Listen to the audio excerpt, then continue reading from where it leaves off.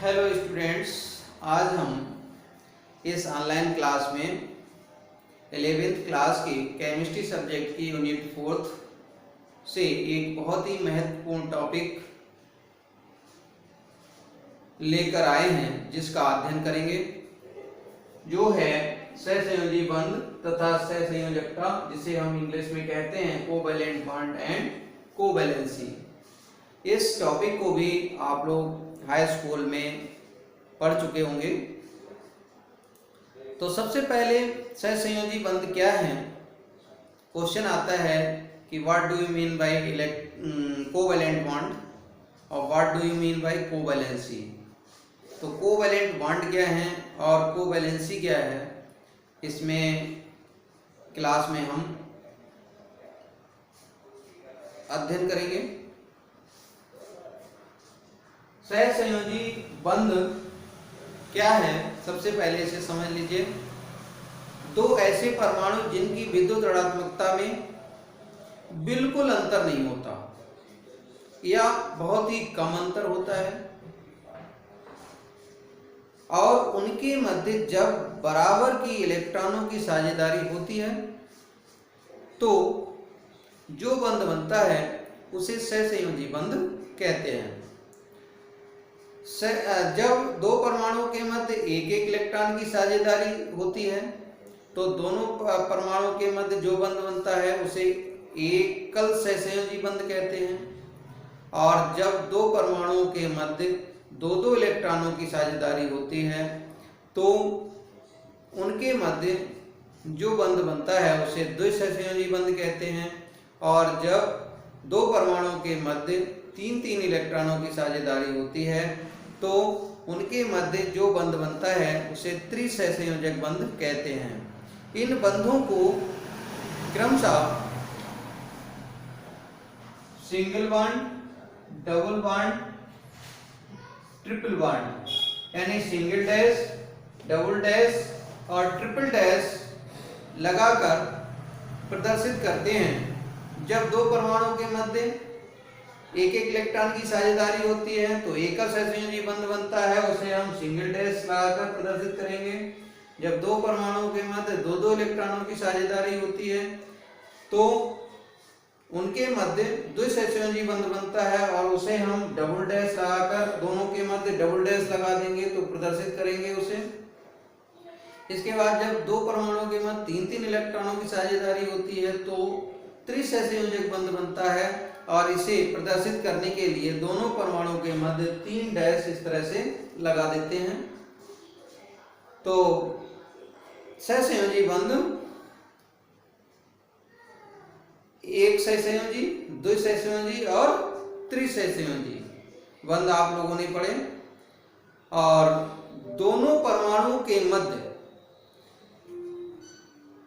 साझेदारी में उनमें से किसी एक परमाणु के द्वारा जितने इलेक्ट्रॉनों की साझेदारी की जाती है वह इलेक्ट्रॉनों की वह संख्या उस परमाणु की सहसंयोजकता कहलाती है।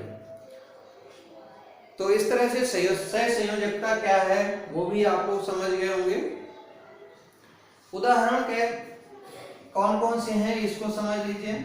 जैसे दो हाइड्रोजन परमाणु हैं, इनके आउटर मोस्ट सेल में एक एक इलेक्ट्रॉन है। तो इस तरह से जब हाइड्रोजन के परमाणु पास पास आएंगे तो साझे का इलेक्ट्रॉन युग्म दोनों की विद्युत ऋणात्मकता सेम होने के कारण बीच में आ जाएगा और इस तरह से साझा होगा इनकी आउटर मोस्ट सेल की जो ऑर्बिट है ऑर्बिटल उसका, और इस तरह से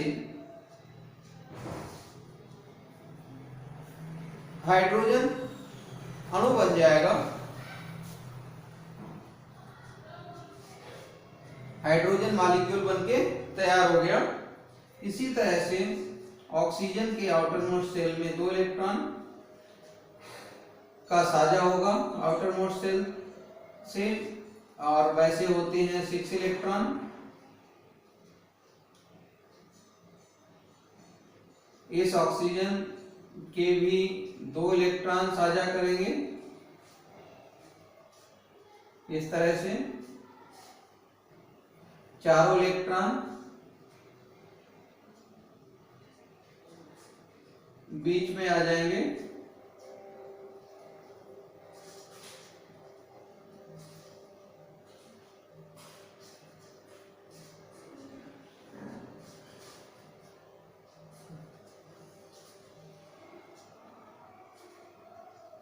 तो इस तरह से हाइड्रोजन अणु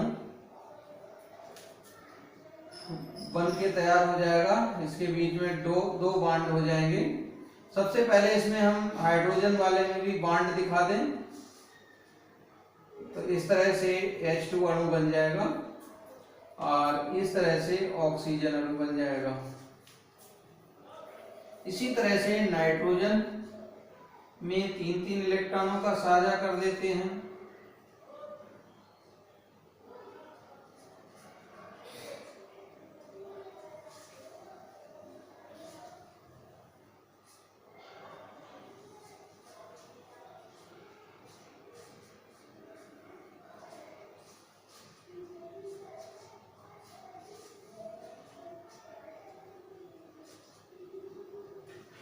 इस तरह से नाइट्रोजन 3 बॉन्ड द्वारा जुड़ जाएगा, 3 डैश द्वारा, और नाइट्रोजन अणु बन जाएगा।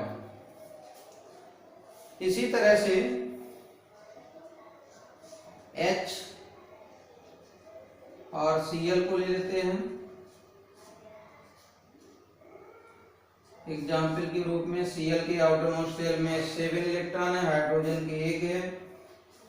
तो हाइड्रोजन अपना 1 इलेक्ट्रॉन Cl की तरफ साझा कर देगा, यानी साझा तो होगा लेकिन Cl की विद्युत ऋणात्मकता अधिक होने के कारण इलेक्ट्रॉन एवं बीच में ना रह करके Cl की तरफ चला जाएगा। तो इस तरह से Cl के पास 8 इलेक्ट्रॉन हो जाएंगे और हाइड्रोजन के पास 2 हो जाएंगे। जो साझा किए हुए इलेक्ट्रॉन होते हैं वो दोनों ही परमाणुओं के होते हैं। तो इस तरह से H और Cl के बीच एक बॉन्ड आ जाएगा और इस तरह से HCl अणु बनके तैयार हो जाएगा। तो इस तरह से सहसंयोजी बंध 2 प्रकार के हो गए। एक तो ध्रुवीय सहसंयोजी बंध, एक अध्रुवीय सहसंयोजी बंध। अब ध्रुवीय सहसंयोजी बंध क्या है, अध्रुवीय सहसंयोजी बंध क्या है, ये अभी हम इसके बाद में बताते हैं।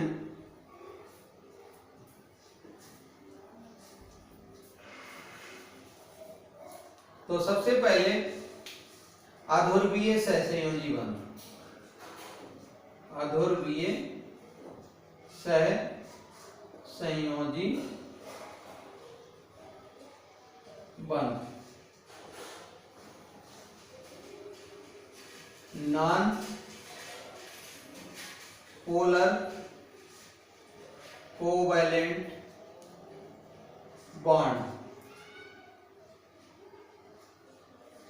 नॉन पोलर कोवैलेंट बॉन्ड क्या है, इनको समझ लीजिए। कोवैलेंट बॉन्ड अभी बताए थे कि जब 2 ऐसे परमाणु जिनकी विद्युत ऋणात्मकता में या तो बिल्कुल अंतर नहीं होता है और या फिर कुछ अंतर होता है, तो इसी बात पर आधारित ये सहसंयोजी बंध 2 प्रकार के हो गए। यानी 2 ऐसे परमाणु जिनकी विद्युत ऋणात्मकता में बिल्कुल अंतर नहीं होता, अर्थात समान प्रकार के परमाणुओं के मध्य जब बराबर इलेक्ट्रॉनों की साझेदारी होती है तो इस प्रकार जो बंध बनता है उसे हम अध्रुवीय सहसंयोजी बंध कहते हैं। एग्जाम्पल में पहला ये है, दूसरा ये है और तीसरा ये है। ये अध्रुवीय सहसंयोजी बंध के तीनों एग्जाम्पल हैं, 1, 2 और 3। इसके बाद में ध्रुवीय सहसंयोजी बंध क्या है, ध्रुवीय सहसंयोजी बंध। तो ध्रुवीय सहसंयोजी बंध में क्या होता है, जब दो परमाणु जिनकी विद्युत ऋणात्मकता में बहुत ही कम अंतर होता है और यदि उनके मध्य इलेक्ट्रॉनों की बराबर की साझेदारी होती है तो साझे का जो इलेक्ट्रॉन युग्म होता है वो अधिक विद्युत ऋणात्मकता वाले तत्व की ओर थोड़ा सा खिसक जाता है, जिसके कारण उस परमाणु पर ऋण आवेश आ जाता है और जिसकी तरफ इलेक्ट्रॉन युग्म नहीं होता है उस पर थोड़ा सा धन आवेश आ जाता है और दोनों ही धन और ऋण आवेश एक ही अणु के अंदर होते हैं। इसलिए ऐसे अणु को ध्रुवीय सहसंयोजी यौगिक कहते हैं और इसके अंदर जो दोनों परमाणुओं के मध्य बॉन्ड पाया जाता है, बंध पाया जाता है, उसे हम ध्रुवीय सहसंयोजी बंध कहते हैं। जैसे एग्जाम्पल के तौर पे HCl के मध्य पाया जाने वाला बंध, H और Cl की विद्युत ऋणात्मकता में बहुत ही कम अंतर होता है। हाइड्रोजन का जो इलेक्ट्रॉन है और Cl का एक इलेक्ट्रॉन है, दोनों का जब साझा होता है तो साझे का इलेक्ट्रॉन युग्म Cl की तरफ चला जाता है, जिसके कारण Cl पर थोड़ा सा नेगेटिव चार्ज आ जाता है और H पर थोड़ा सा पॉजिटिव चार्ज आ जाता है। तो इस तरह से ये ध्रुवीय सहसंयोजी बंध कहलाता है और ऐसा यौगिक ध्रुवीय सहसंयोजी यौगिक कहलाता है। तो इस ऑनलाइन क्लास में हम लोगों ने सहसंयोजी बंध क्या है, सहसंयोजकता क्या है और सहसंयोजी बंध कितने प्रकार के होते हैं, अध्रुवीय बंध सहसंयोजी बंध और ध्रुवीय सहसंयोजी बंध, इनका अध्ययन किया। उम्मीद है समझ में आया होगा। और अब आपको तुरंत ही चैनल को सब्सक्राइब कर लेना है ताकि लेटेस्ट वीडियो की नोटिफिकेशन मिलती रहे। इस ऑनलाइन क्लास में बस इतना ही। नेक्स्ट क्लास में नेक्स्ट टॉपिक को लेकर के आपके समक्ष पुनः उपस्थित होंगे। That's all.